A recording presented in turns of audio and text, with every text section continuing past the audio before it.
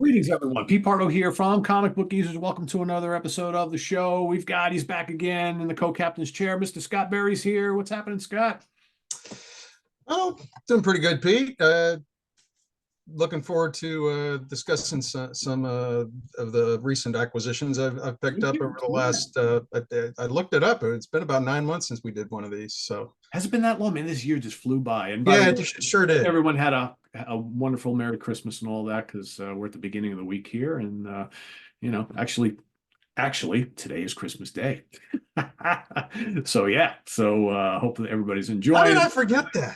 I don't know. I don't know. Maybe because we don't tape these on the day that they air. That's probably why.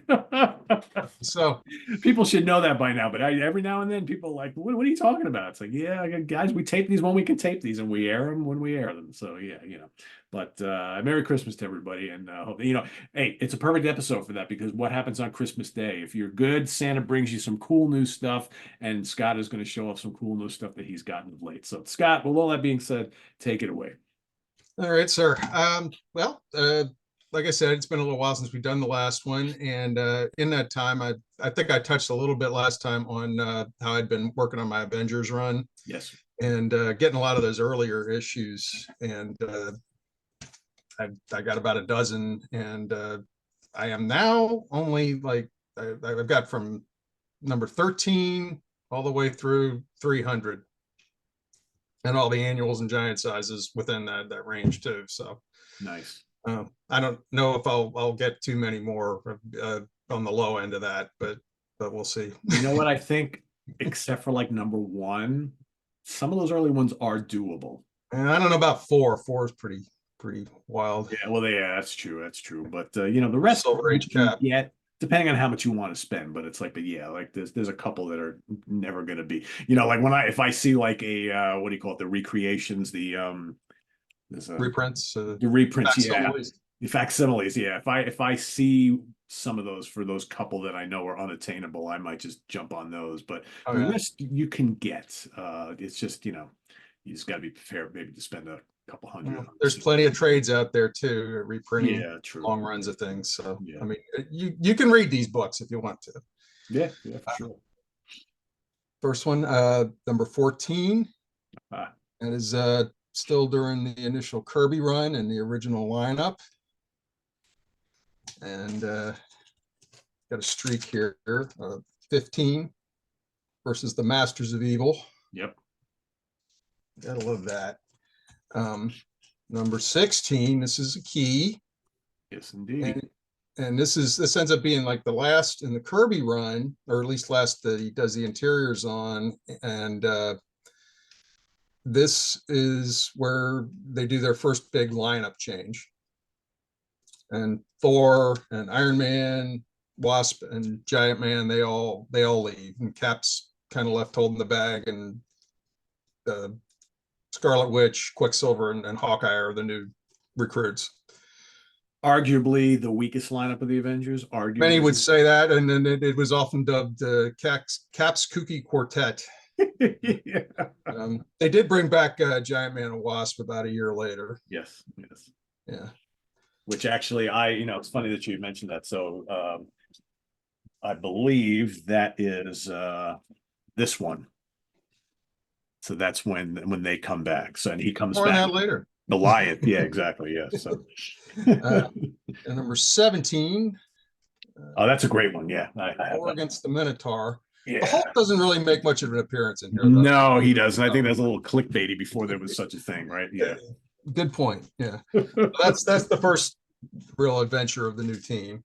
You got number 18. When the Commissar commands, he didn't last long. True. And 19, another key issue. We've got the debut of the Swordsman. Yeah, that's a great one. I love that cover. It's so good. Yeah, probably one of the first floating head covers. Yep.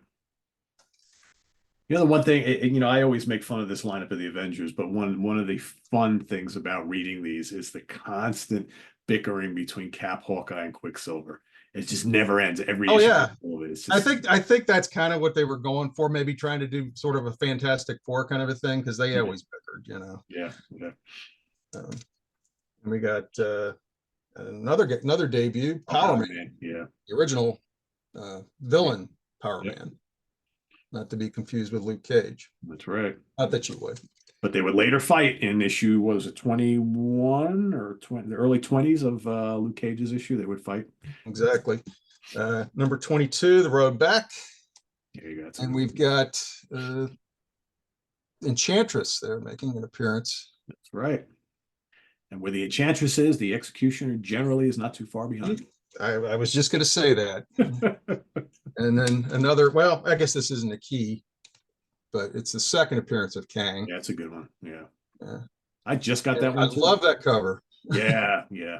Romita. I like when they do that there's a couple of Fantastic Fours where they have Dr. Doom all big and huge in the background. Right. And I think they went for the same thing with that one.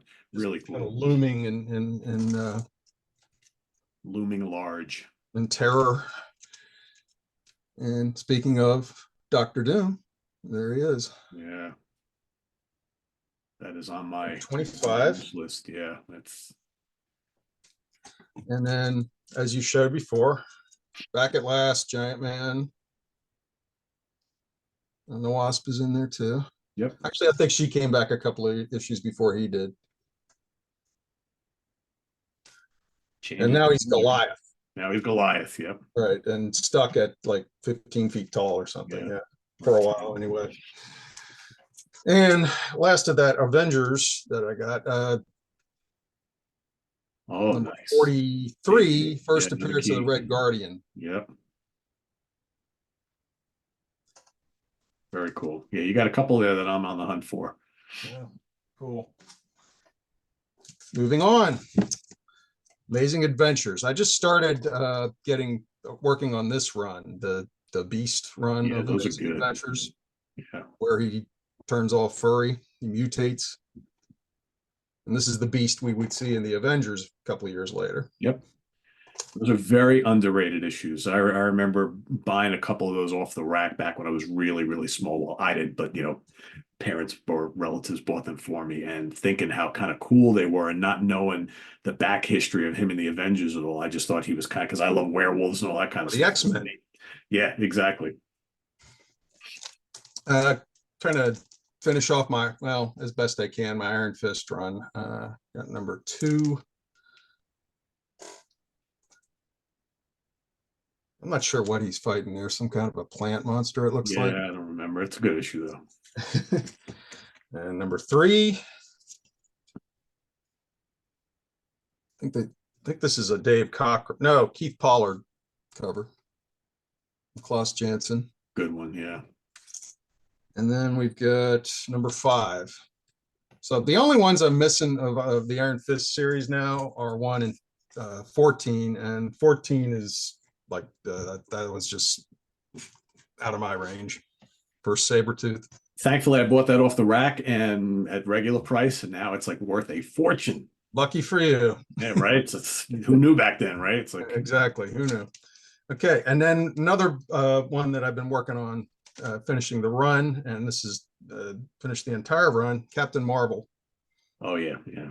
And for a while, I had about maybe 30 or so issues, and I went for the Jim Starlin issues first when I was decided, okay, I want to get this series, and that's kind of how I operate these days. I try to get the big ones, the most desired issues first, and then I'll work on filling in the holes on the little stuff, the minor issues later.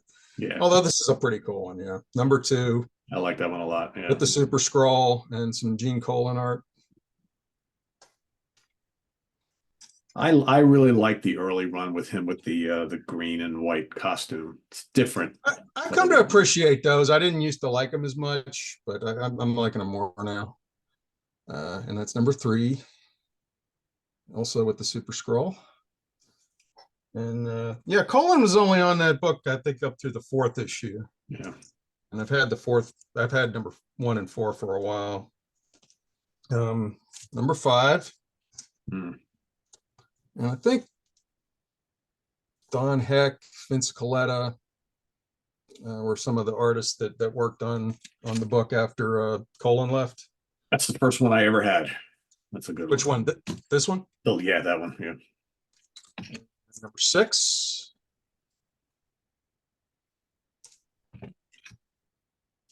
Something about this cover I like. Uh, uh, I'm not sure who did it though. Possibly a Marie Severin. I'm not sure. It might be Marie Severin. Looks a little bit. It could be Don Heck as well, possibly. It could be, but it's if it's Don Heck. I mean, it's I don't know. It could be Heck and maybe Ramita. Possibly. Possibly. I don't Yeah. know. A lot of these I am kind of winging it on who did the cover because I didn't really have time to look up who did all the covers, unfortunately. Yeah, that's a good issue. Some of them really stand out. Some of them you just like, right away. Oh, Yeah. that's Ramita, or that's Kane, or Number 8. Number 10, I like this one with the swirly effects and everything. Yeah. Yeah. Pretty cool. 11. Yeah, I mean, I ended up getting like maybe about half the Captain Marvel run in the last 6 months, probably. Well, it's you do the same thing that I do. I get on like on a mission, right? And it's just got to go start getting them all. And most of those the non-key issues are fairly affordable for the most part. And then the back end, you can just get those for next to nothing. Captain Marvels are, yeah. The really tough ones are like like I said, like the first issue, the Starlin run. Yeah.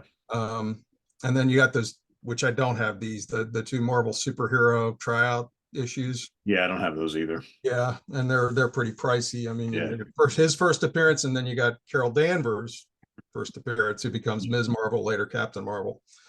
Number 13. That's a good one too. And they're pretty cool covers. Yep. Another cool one. It's got kind of some swirly psychedelic sort of artwork on it. Number 15. And number 16, where we see the Kree intelligence. Yep. That's a good one. And at the end of this book is where he actually starts wearing the red and the blue costume. But wait, there's more.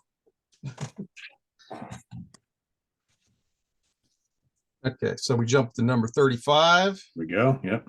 Versus the Living Laser. Laser. Yep. Number 37. Very cool. Gil Kane, Klaus Janson cover. Love this one. That is good. Number 38. Isn't it interesting how Gil Kane worked on Captain Marvel and then Jim Starlin worked on Captain Marvel, and then over on the Warlock series, you had the same thing happen, which I think is really interesting. I never really put those two together, but you're right. And number 39, got the Watcher. Sure, yeah. I'm not sure. That might be a Kane, but it's definitely Klaus Janson inks. Yes, yeah, I would agree. Yeah. 40. 43, where we got Drax the Destroyer. Always good to see Drax until they made him kind of dumb. Yeah, really dumb. Yeah, I don't know what the thought process was on that. I don't know. 44. 45. And I think this is where, for a while there, Captain Marvel and Rick Jones were kind of like linked with the wristbands. Like they could only be in our universe, one of them at a time. Yeah. Yeah. And the other one, when one was there in the nether zone, right? You're the negative zone, right? Or something like that. Yeah. So that's where that ends. Number 47 with the Sentry. Yep. Number 48. The Cheetah. Number 49. We got Ronan, the Accuser. Yeah, he's a great villain. Oh, Yeah, I've got his first appearance in Fantastic Four. Yeah, it's a good one. Yeah. Number 51 with Mercurio, the 4D man. So he's got like hot and cold powers. Yeah. That was a character with some potential that maybe didn't get used enough. I remember a Thor issue he came out in, but that's about it. 52.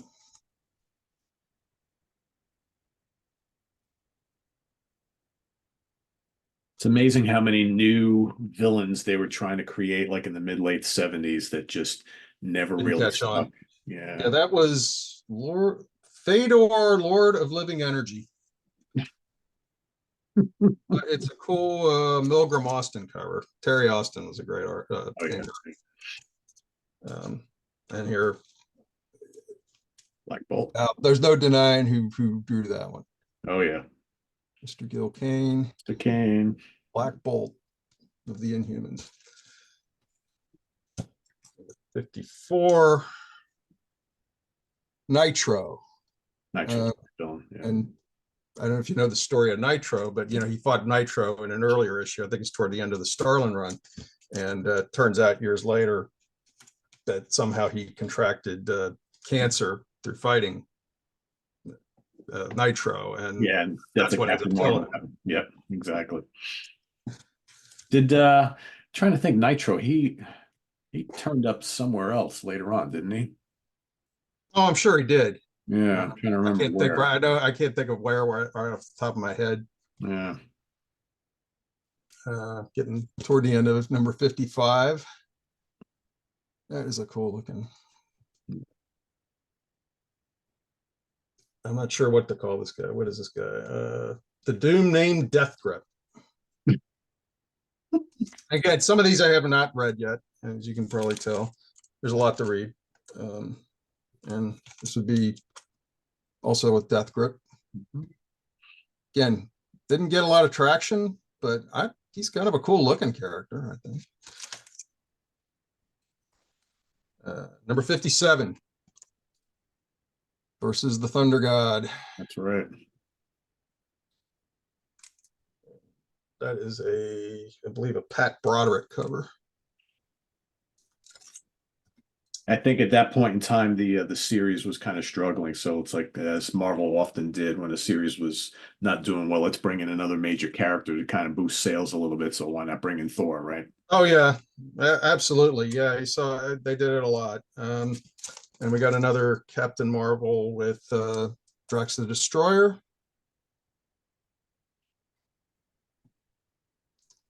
Number 58. And this is the final issue of the series, number 62. That wasn't the last they showed of Captain Marvel. I think he made a few appearances here and there. I know he appeared in a Hulk issue. They did like a little Marvel Spotlight miniseries, maybe 4 or 5 issues. And of course, Marvel graphic novel number 1, that was where he dies. Yep. Yep. Yeah, it's kind of interesting that they decided to kill that character off. And I also think that was in the works for a while. And I think they felt that the Ms. Marvel character was really going to take off. And I'm not sure that ever really did, and not, or not. And then, of course, the Marvel Cinematic Universe decided to kind of combine them almost. Right. But that's a good way of putting it. Yeah. So. I got a few more. Got a few Fantastic Fours here. Well, a couple anyway. Number 47, and this is during the initial Inhumans storyline. In fact, I think that is the final issue of that, and the next issue was like the beginning of the Galactus storyline, yep. Silver Surfer. And do you have any of those? Not those first two. Yeah, they're pretty pricey. Will I ever? I don't know. Yeah, exactly. And I got a nice cut. Well, again, this one and the previous one, they're pretty beat up, but these are pricey books to get and high grade. So annual number 3, and this is the wedding of Sue and Reed.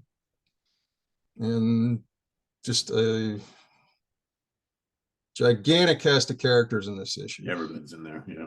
Everybody makes an appearance just about that existed in 1965. So long ago. Got a few Iron Man. Number 10. The Mandarin. Mandarin. Why did I say Mandarin? Mandarin. And the second of a two-parter, number 11. I have that one. Such a classic villain. Oh, yeah. And number 22 with Titanium Man and the Crimson Dynamo. Bang for your buck in that one. Both included in the lyrics of a great song by Paul McCartney and Wings. Really? I knew Titanium Man. What about Crimson Dynamo's in there? Yeah. So the lyric goes, Magneto and Titanium Man. And along came the Crimson Dynamo for the ride. I did not know that. I'm gonna have to listen to that again. Oh, no, and the Crimson Dynamo came along for the ride. Yeah, that's how it goes. Yeah. And, there's number 23, the man who killed Tony Stark. And that's during the George Tuska run of the series. Oh, yes. Number 44, and that's a Gil Kane cover. Yep. The Night Phantom. Obscure villain. I think Bill and I did a show on the Night Phantom. I think he only ever appeared in 2 issues ever. I think you're right. Got a Hulk. I guess you would call this sort of a minor key. It's the debut of the UFOs. Oh, yeah, yeah. Sort of an evil Fantastic Four. And their origin is very similar to the Fantastic Fours. They just end up getting different powers.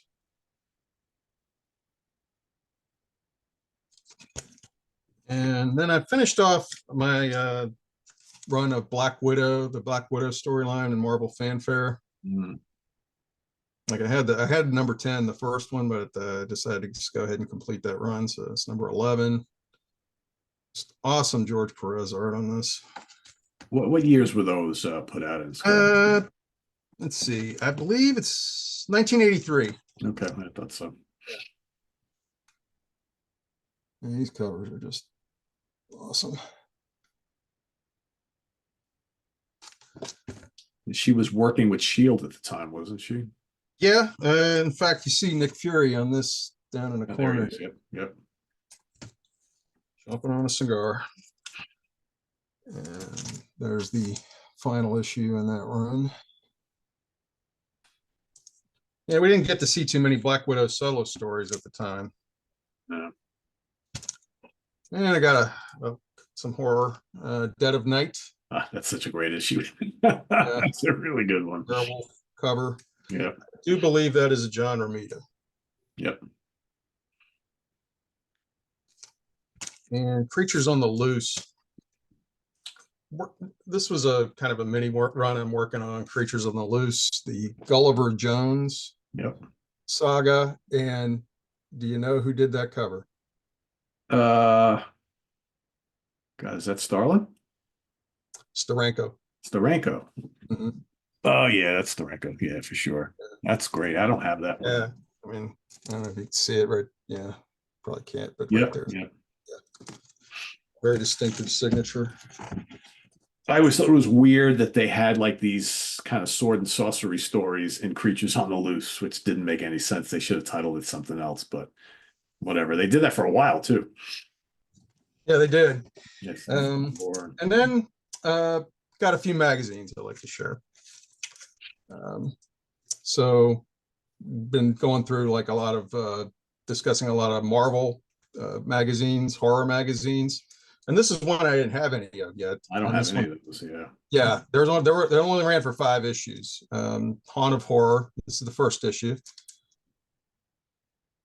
Look at that. Werewolf. He looks a lot like the Lon Chaney werewolf. Yeah, the Lon Chaney Jr. version of the Wolfman. Yeah.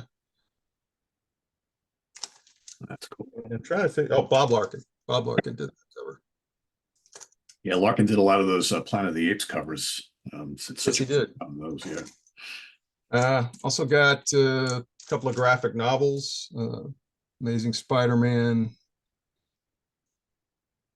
story titled Hooky, and this has artwork by the great Bernie Wrightson. Wow, So I've yeah, I've never been looking seen for that that. for a while. Yeah, I've never I don't seen see that. it pop up too often.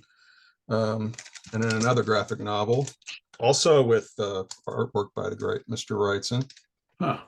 Thing in the Hulk, or Hulk in the Thing. Excuse me, Hulk got tuck billing on that. That's all original stories in there? And yeah, these are original stories, or they were just one and done stories. Jim Starlin wrote it, and Bernie Wrightson drew it. Wow. And then got a few. I haven't got as many creepies and Aries lately. This is the only creepy I bought in recent months. Number 31, kind of a odd cover. It's colorful though. Oh yeah, Yeah, what is it though? Who knows? yeah. I'm not sure who did that one. It's an Eerie number 20. Oh yeah, that's a good one. And number 22.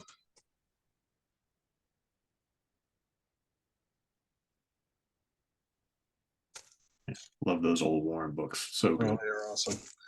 And I got an Eerie number 56. It's one I've been looking for a little while.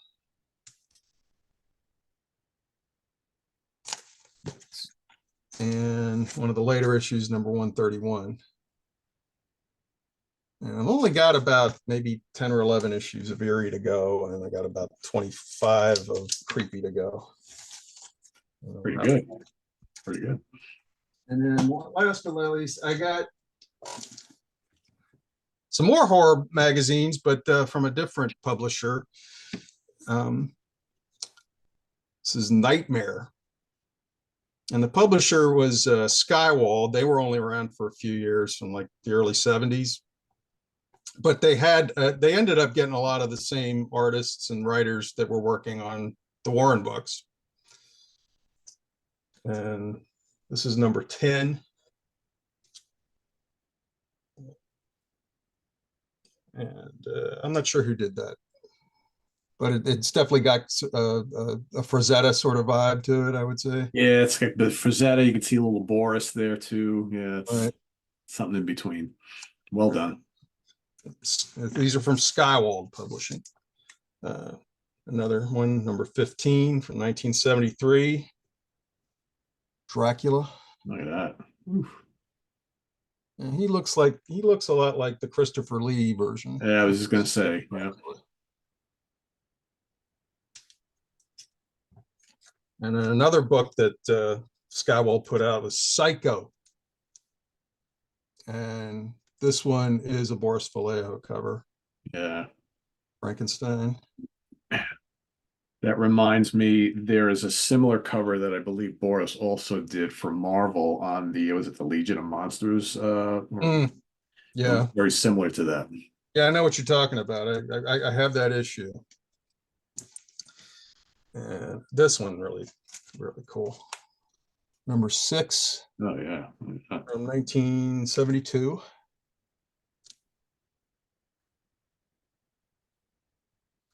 And again, I'm not sure. Yeah, it doesn't have like a signature on it. I don't see a signature, but I love that cover. That's really good.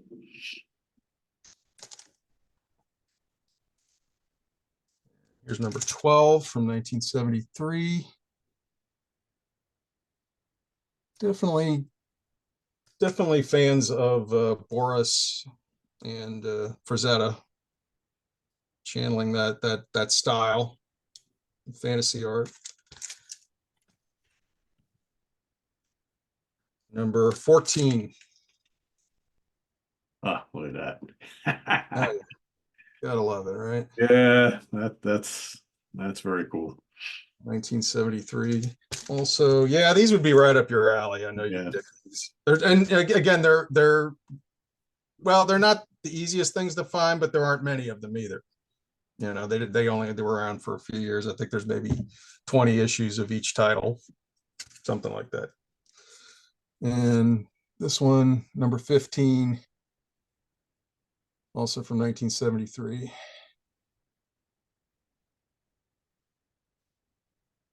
That's pretty cool. Yeah. So that's pretty much what I got. It's a nice little set of stuff there. Yeah. You got some good reading ahead of you, Scott. Oh, I sure do. I got a little bit of time during the holidays. I know, right? Finding the time is always a challenge, right? It's like there's some times where I go buy a bunch of things and it takes me months to get through them, and other times I buy them and I read them all immediately. So it depends on everything else going on in our life. Exactly. Yeah, And Christmas I still buy, it's a small number, but I still buy new comics, or a few new ones, maybe about 4 or 5 titles a month, but yeah, I just with that too. there's too much new stuff, and the problem is I'm so far removed from all the new stuff that's being released, and so many of them crossover. It's like I walk into a comic shop nowadays and I see all the new stuff, and I'm like, I wouldn't even know where to start. It's the same. I tend to go for things that are more self-contained these days. I mean, I don't really buy superheroes much. I mean, as far as new stuff goes, I get like a lot of Image and Dark Horse stuff, and things that are kind of self-contained within that That's one title. probably It's not smart. some massive crossover universe. There's way too much crossover stuff. Yeah. And who can keep up with that? I sure can. Yeah. I Yeah. find too, part of my dissatisfaction. I'm not, I can't even speak this morning.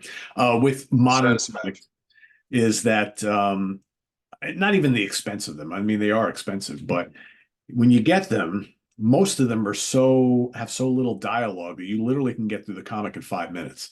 I'm used to throughout my life sitting down and spending 20 minutes with a comic at least at minimum. And I just find, you go and you buy a handful of brand new comics and you're going to spend like, $30, $40 for a handful of comics. And then you sit down and you can read all of them in like a half hour. Well, and a lot of a good way to go on a lot of the modern stuff is get collections, and that's what I've done. Like a lot of I love Batman, a lot of the DC Batman stuff from the last like 20, 30 years, I've got in collections and in trades, and that's the way to do it. Yeah, I would agree. Cool. So thanks to Scott for coming on back on the channel and sharing some cool stuff. He's coming back, so thank you. It's my see pleasure. him in a couple episodes, and he's going to be showing us some cool Batman stuff, right? Speaking of Batman. You got it, my friend. Cool. So thanks for watching, everybody. Again, Merry Christmas to all of you who celebrate Christmas.